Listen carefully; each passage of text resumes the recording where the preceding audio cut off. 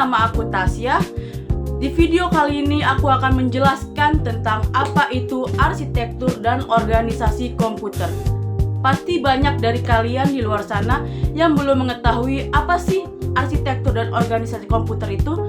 Dan dari video ini, maka aku akan menjelaskan tentang itu dan pastinya kalian akan mengerti dengan penjelasan tersebut. Jadi, tanpa basa-basi lagi, mari kita tonton videonya.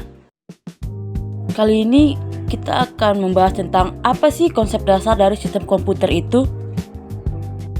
Jadi pada sistem komputer itu terdiri dari 3 komponen utama, yaitu ada hardware atau perangkat keras, software atau perangkat lunak, dan brainware yaitu penggunanya. Ketiga komponen ini bekerja bersama untuk mengolah data menjadi informasi. Apa sih arsitektur dan organisasi komputer itu?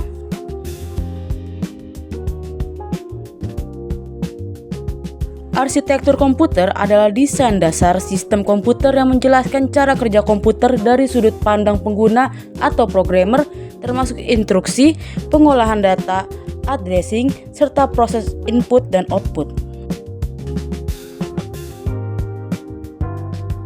Sedangkan organisasi komputer adalah penerapan dari arsitektur komputer yang menjelaskan bagaimana komponen hardware disusun dan bekerja secara internal, termasuk struktur CPU, teknologi memori, jalur komunikasi atau bus, serta cara kerja perangkat dalam sistem komputer tersebut.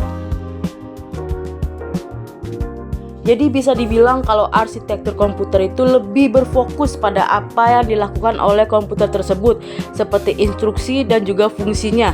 Sedangkan organisasi komputer itu lebih ke menjelaskan bagaimana sistem tersebut bekerja secara internal. Analogi sederhananya itu arsitektur sebagai desain rumah dan organisasi adalah cara rumah itu dibangun. Seperti itu kawan-kawan.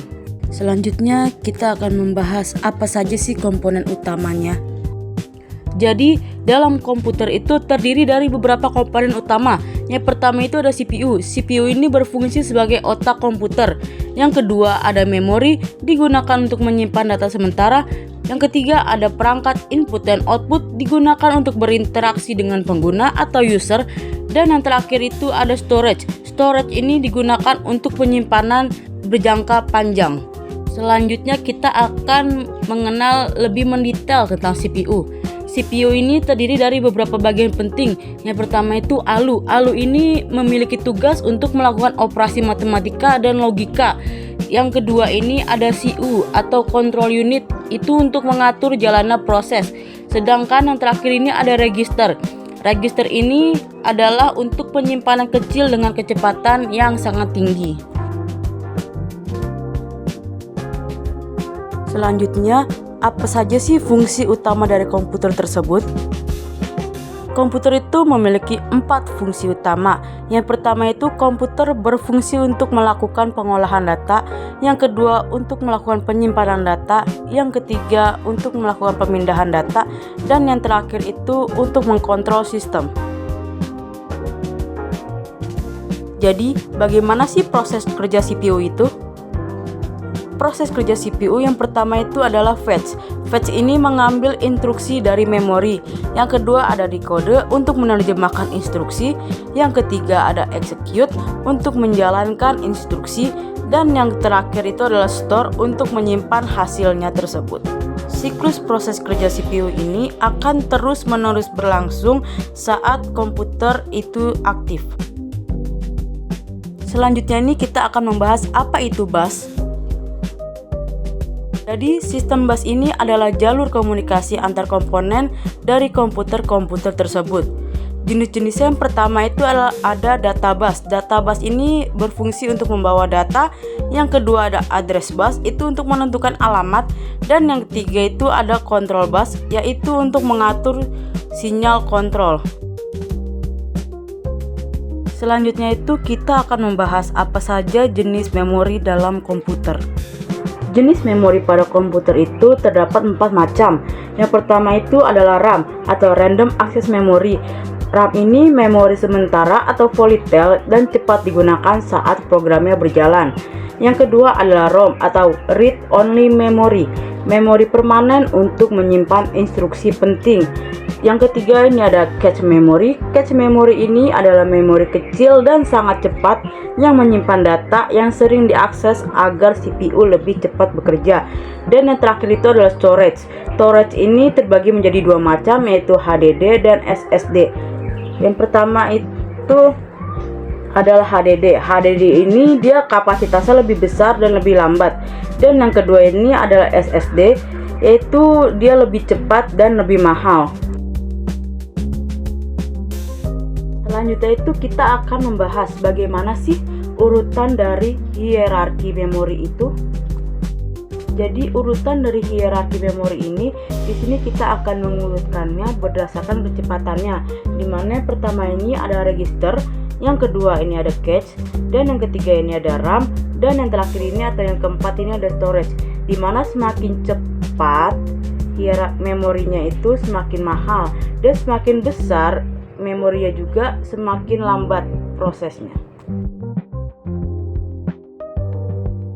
Lalu apa itu ISA? ISA adalah kumpulan instruksi yang dipahami oleh CPU.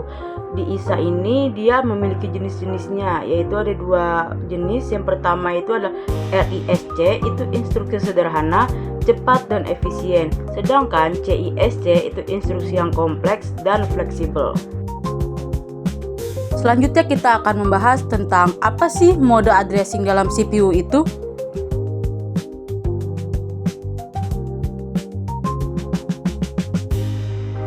Jadi, mode addressing adalah cara dari CPU untuk menemukan data yang akan diproses.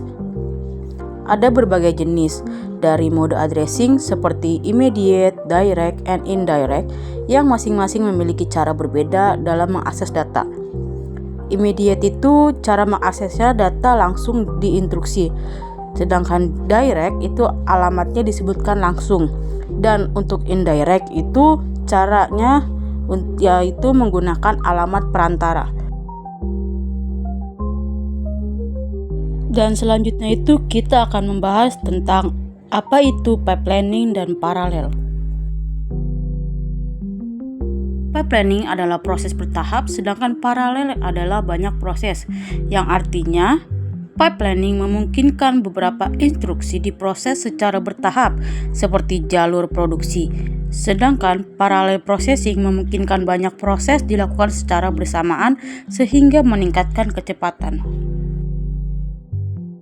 Nah, selanjutnya kita akan membahas tentang apa itu interrupt dan input atau output. Seperti yang bisa dilihat ini, interrupt itu adalah sinyal. Dan metode-metode dalam input dan output sistem itu yang pertama ada program input output, interrupt input output, dan DMA. Yang artinya interrupt adalah sinyal yang menghentikan sementara CPU untuk menangani tugas penting. Dalam sistem input output terdapat beberapa metode seperti program input-output, interrupt driven, dan DMA yang memungkinkan transfer data lebih efisien. Di mana contoh interrupt ini ada input dari keyboard atau dari mouse dengan fungsi respon cepat dan efisien sistem. Sedangkan dari metode input-output itu, program input-output itu lebih ke CPU yang menangani langsung atau kurang efisien. Untuk interrupt driven input output itu perangkat memberi sinyal saat siap. Nah, itu lebih efisien. Sedangkan metode input output yang pertama itu program input output, di mana CPU itu akan menangani langsung. Jadi program input output ini lebih kurang efisien. Yang kedua untuk interrupt driven input output, yaitu perangkat memberi sinyal saat siap. Jadi yang kedua ini bisa dianggap lebih efisien. Dan yang terakhir ini ada DMA atau Direct Memory Access, di mana transfer data langsung ke memori tanpa CPU. Jadi yang ketiga ini sangat cepat. Selanjutnya kita akan membahas tentang apa sih multiprocessing dan multithreading itu. Seperti yang teman-teman lihat di layar, di mana multiprocessing ini dia lebih dari satu CPU, sedangkan multithreading itu banyak proses kecil dalam satu program. Maksudnya, multiprocessing itu adalah ketika komputer menggunakan lebih dari satu CPU atau core untuk mengerjakan beberapa tugas sekaligus. Jadi, pekerjaan bisa dibagi-bagi dan diselesaikan lebih cepat. Sedangkan multithreading itu ketika satu program menjalankan beberapa tugas kecil bersamaan, misalnya dalam satu aplikasi bisa melakukan beberapa proses tanpa harus menunggu satu persatu selesai. Dengan tujuan dari keduanya adalah sama, yaitu membuat kinerja komputer lebih cepat dan efisien, terutama saat menjalankan banyak tugas sekaligus. Selanjutnya itu kita akan membahas mengenai bagaimana performance dari komputer itu. Di mana dalam performance komputer itu dipengaruhi oleh beberapa hal utama. Yang pertama itu ada clock speed, itu untuk menentukan seberapa cepat CPU bekerja. Yang kedua itu adalah core, menentukan kemampuan menjalankan banyak tugas sekaligus. Yang ketiga ada cache, itu membantu mempercepat akses data. Dan yang terakhir itu adalah RAM, yaitu untuk menentukan kelancaran saat menjalankan banyak aplikasi. Jadi semakin baik keempatnya, semakin cepat dan efisien kinerja komputer tersebut. Dan di performance komputer ini terdapat rumus, di mana rumusnya yaitu waktu sama dengan instruksi dibagi times CPI dibagi times clock, di mana clock speed itu adalah kecepatan CPU dan CPI atau cycles per instruction itu jumlah siklus per instruksi.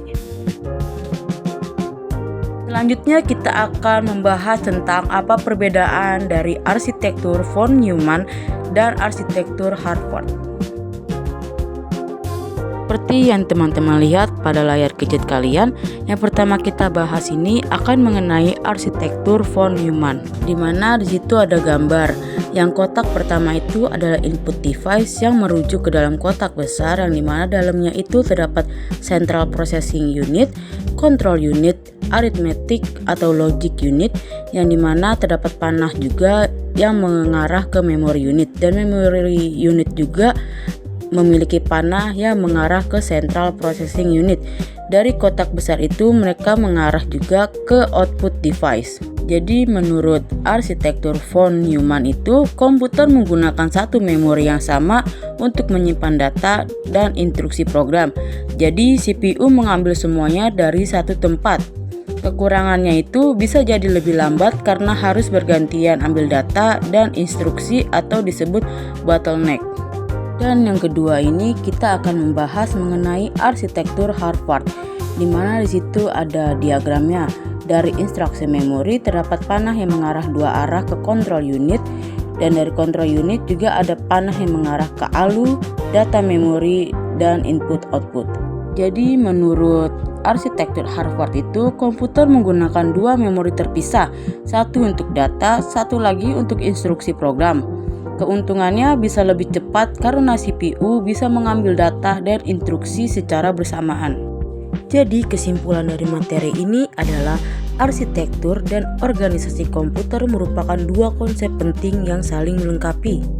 Arsitektur menjelaskan desain dan fungsi dari sebuah sistem komputer, sedangkan organisasi menjelaskan bagaimana sistem tersebut diimplementasikan dan bekerja secara nyata. Memahami keduanya sangat penting dalam bidang IT karena berperan besar dalam pemrograman sistem operasi, machine learning, hingga pengembangan aplikasi.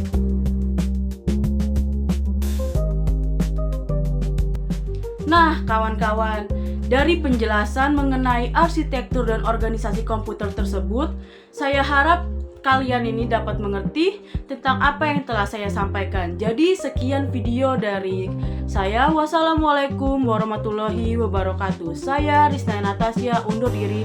Bye-bye.